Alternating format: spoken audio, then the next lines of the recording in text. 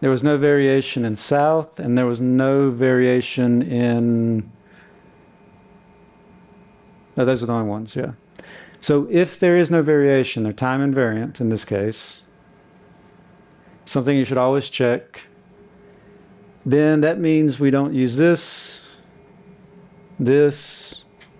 oh no, sorry, we use tenure, no, that's right, I don't have that variable tenure. Not this one and not this one. So the only things we're left with are experience, experience squared, and union.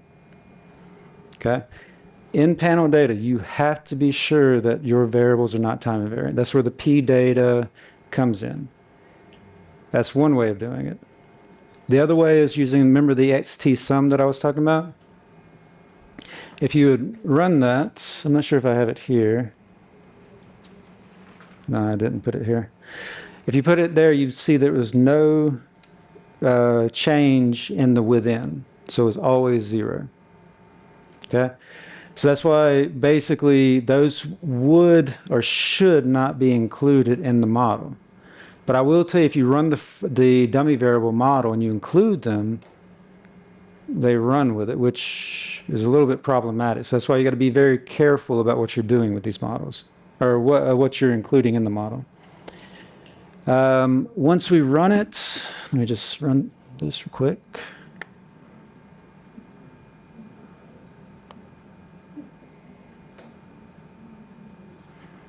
What we find, let's see if I still have it here.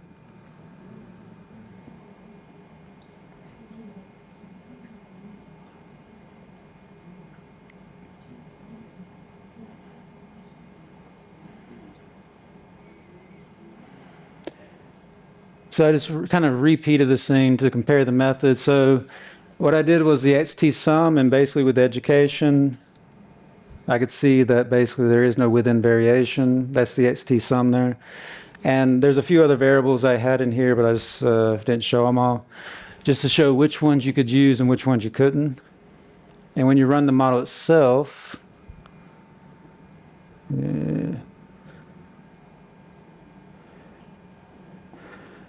so the dummy variable regression, we only estimate these 4 variables plus a constant. And fixed effects, just as good. Yeah, okay. First differencing.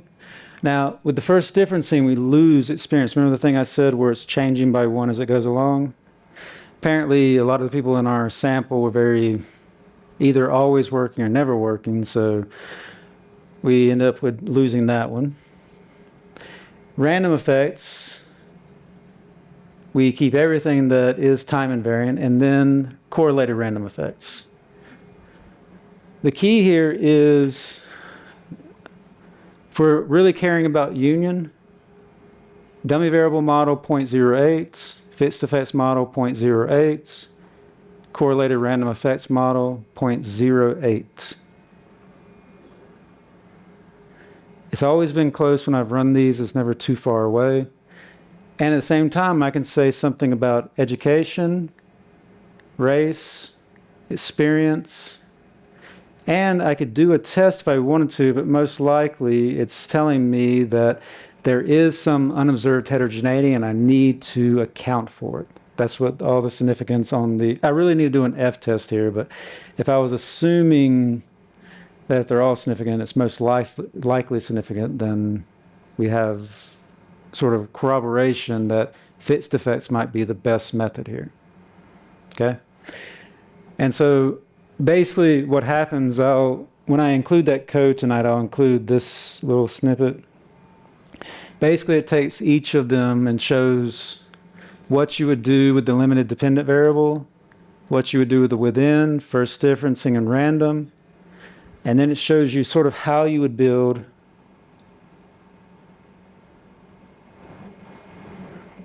your means. But remember, any time invariant should not be included in here. Once you have that, you're just including them as part of the model. Okay? One thing that I didn't say earlier, even though you index these by NR and year, it only accounts for the NR, or the unobserved heterogeneity, respect to the units. That does not include the year, fixed effect. Make sure that you always include that as well. It doesn't just get included by assumption. Okay? So when I do the other thing tonight, I'll make sure that this is here, just so that we don't use up all the time today. But you can see that the setup, you know, it's what we're used to. But what I'm saying now is that you have to know your data, your variables, their structure and everything before doing this. Because if I had run the same model and I kept in the time invariant and some of the models, it actually would have tried to give me an estimate on some of them. It's just a quirk within the data. However they're structured, if it's unbalanced, something's up, and that's a problem for us. So just, that's the one thing. Just don't take it and, you know, say it's right just because it ran. Okay? So, yeah, so basically this was what would come out of the model, but it's, I guess I'm trying to sell the CRE version of this. That, you know, it seems to work very well in a method that usually these two methods dominate. It works pretty well there, and you'll find out tomorrow when we do LDVs where fixed effects is not appropriate for almost, well, most models in that case. There's a few that we get by with. The CRE sort of might come to our rescue sometimes. I've used it quite a bit on research projects that deal with quantiles, logits, and other types of models that we know unobserved heterogeneity is there. We have difficulty dealing with it in an appropriate way. Okay? So, but I'll include that code in the stuff I send.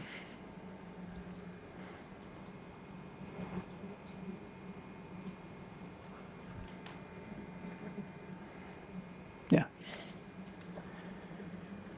So for comparison of these with the fixed effects, remember, with the fixed effects, we allow arbitrary correlation between the AI term and the XI term because our... Sorry, I keep switching notation. I use AI and alpha I. They're in my notes, they should be the same. But we allow arbitrary correlation between those two because we plan to get rid of the AI anyway. With random effects, we just assume that they're uncorrelated. And in those cases, even though they're uncorrelated, sorry. Yeah, so even in the cases where they're uncorrelated, the fixed effects estimator is still valid, but less efficient. That's why we require the random effects estimator. And then we just make an adjustment, or the program makes an adjustment with respect to the standard errors.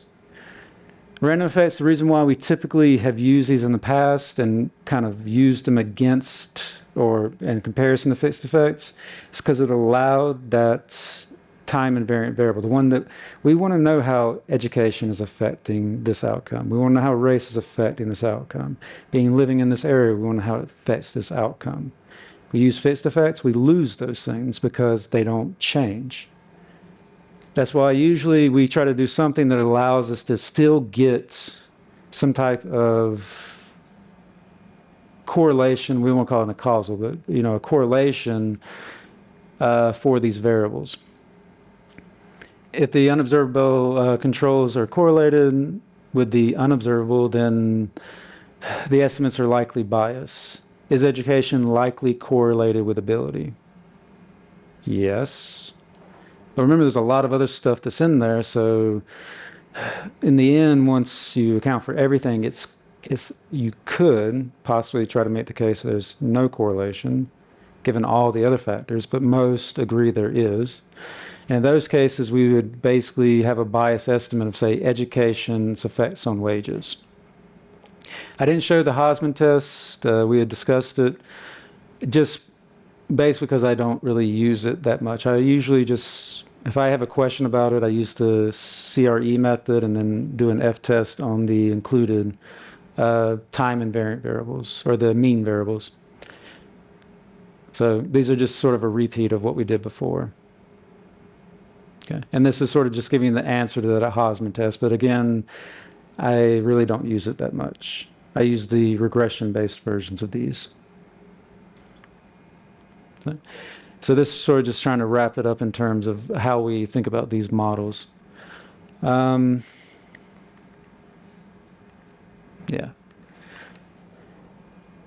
Okay, I'm just going to introduce instrumental variables and then we'll take a break. Just an introduction. People looked a little funny when I said that. So everything that we've been talking about before, when I say omitted variable bias, we could also look at reverse causality, measurement error, any of these things. We have some type of failure within our expectation that given x, that's flipped. That should be u given x, not x given u. Basically should equal to 0, failure, omitted variable bias, simultaneity bias, or measurement error bias. We always have endogeneity. Why? We have observational data. We are not knowledgeable about everything in the world. There are things that we'll never see, so we never can control for everything. These are issues that we deal with on a daily basis because we don't have a location where we can just basically keep people and test, and people don't like being tested on or treated like lab rats. So we have to deal with these types of things on a daily basis. So when this happens, I'm going to focus mostly on this because the unobserved heterogeneity or the omitted variable bias, because it's an easy link and it's easier to see when we do two-stage least squares later why we're doing it. But all of these still apply in a similar type fashion. And so basically I already said, why does the problem exist? Because of your choice of regression. You made a choice for that particular model using those specific controls. And basically, even though you're not lazy, you're working and trying to find every single variable, some things are missed.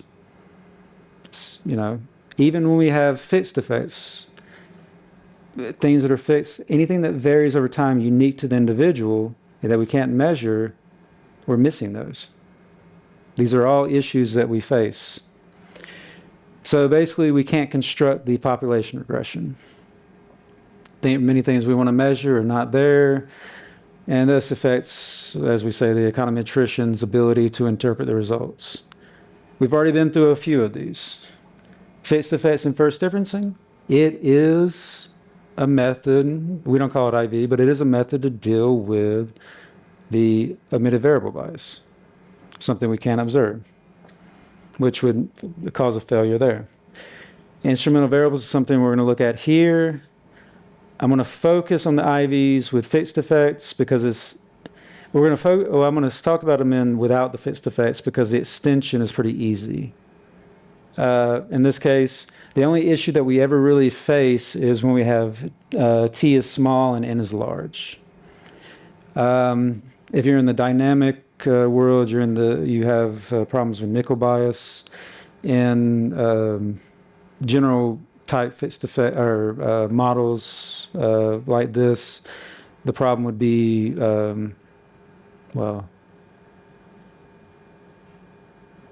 no, I'm thinking about the wrong thing, sorry.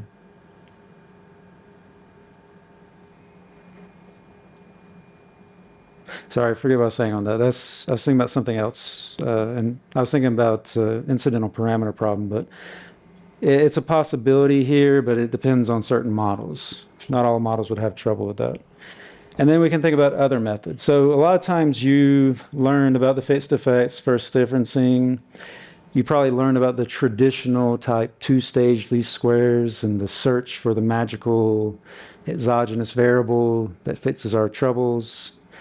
There's a few other methods out there nowadays that you might want to look into. We're not going to cover them specifically, but everything that you're probably used to seeing comes from a world where we're looking for external type instruments, external exogeneity. Some of the new type techniques actually look for internal type instruments. I mean, one of the ones that I probably say his name wrong, but I think his name is Lubel. think it's 2012. He actually tried to use heteroscedasticity, the thing that we don't ever even care about most time. We use robust standard errors, and that's what we do. But we know that the heteroscedasticity is related to the right-hand side variables. And if that's the case, and we know, we're going to find out later instrumental variables require that correlation, why don't we use it as an instrument? There's a lot more, it's a lot more technical than that. But the thing is why go and search for a world where we're looking for that exogeneity if it already might exist within the model itself? So those are sort of the newer methods. We're going to focus on the older, but I'm going to mention some of the newer ones as well, or a few of the newer ones. There's so many that it's hard to keep track. Okay? So we'll do that after the break as we go into the instrumental variables.